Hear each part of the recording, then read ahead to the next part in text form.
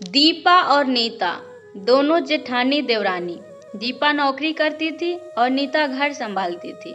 भरा पूरा परिवार था। सास ससुर दोनों के 2 बच्चे, कुल 10 लोगों का परिवार। कई सालों बाद दोनों की बुआ सास कुछ दिन अपने भाई के पास रहने आई। सुबह उठते ही बुआ जी ने देखा दीपा जल्दी जल्दी अपने काम निपटा रही थी। नीता ने सबका नाश्ता टिफिन बनाया, जिसे दीपा ने सबको परोसा। टिफिन पैक किया और चली गई ऑफिस। नीता ने फिर दोपहर का खाना बनाया और बैठ गई थोड़ा सास और बुआ सास के पास। बुआ जी से रहा नहीं गया, बोली, छोटी बहू, तेरी जेठानी तो अच्छा हुक्म चलाती है तुझ पर। सुबह से देख रही हूँ रसोई घर में तू लगी है, और वो महारानी दिखावा करने के लिए सबको नाश्ता परोस रही थी, जैसे उसी ने बनाया हो। नीता और सास ने एक दूसरे को देखा। नीता बोली, नहीं, ऐसी कोई बात नहीं है बुआ जी। बुआ जी बोली, तू भोली है, पर मैं सब समझती हूँ।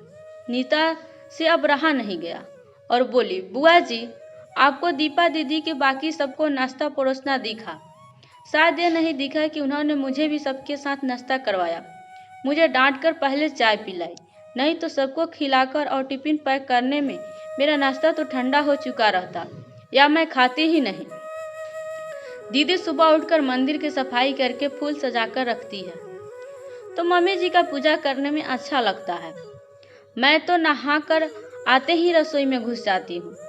शाम को आते हुए दीदी सब्जियाँ भी लेकर आती है, क्योंकि आपके भतीजे को रात लेट हो जाती है, तब ताज़ी सब्जियाँ नहीं मिलती।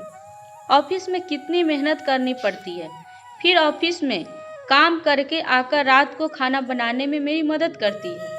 वो मेरी जेठानी नहीं, मेरी बड़ी बहन है। मैं नहीं समझूंगी तो कौन समझेगा। बुआ जी चुप हो गई। शाम को दीपा सब्जी की थैली नीता को पकड़ाते हुए बोली, इसमें तुम्हारी फेवरेट लेखक की किताब है, निकाल लेना। नीता खुश हो गई और बोली, थैंक्स दीदी। नीता सब्जी की थाली किचन में रखी और किताब रखने अपने कमरे में चली गई। बुआ जी ने दीपा को आवाज़ दी, बड़ी बहू, यहाँ आना। दीपा बोली, जी बुआ जी। बुआ जी बोली, तुम इतनी मेहनत करके कमाती हो और ऐसे फालतू किताबों में पैसे व्यर्थ करती हो, वो भी अपनी देवरानी के लिए। वो तो वैसे भी घर में करती ही क्या है, तुम दिन भर मेहनत करती हो और वो घर पर आराम। दीपा मुस्कुराई और बोली, आराम? नीता को तो जबरदस्ती आराम करवाना पड़ता है। सुबह से बेचारी लगी रहती है किचन में, सबकी अलग अलग पसंद, 4 बच्चों का टिफिन सब बनाती है, वो भी प्यार से। सुबह की चाय पीने का भी सुध नहीं रहता उसे। दोपहर को जब बच्चे आते हैं, फिर उनका खाना, उनकी पढ़ाई सब वहीं देखती है। वो है, इसलिए मुझे ऑफिस में बच्चों की चिंता नहीं रहती। मैं अपना पूरा ध्यान ऑफिस में लगा पाती हूँ। कुछ दिन पहले ही प्रमोशन मिला है। मम्मी पापा की दवाई कब खत्म हुई, कब लानी है, उसे पता होता है।